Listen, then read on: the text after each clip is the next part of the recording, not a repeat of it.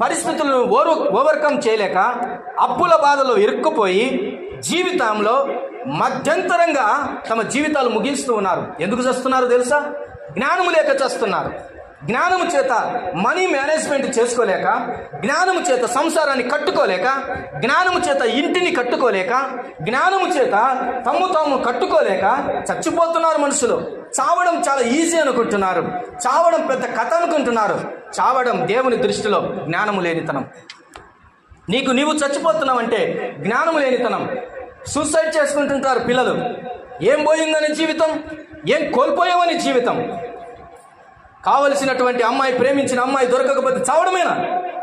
అంతేనా జీవితం? కావలసిన వాడు దొరకకపోతే చావడమేనా?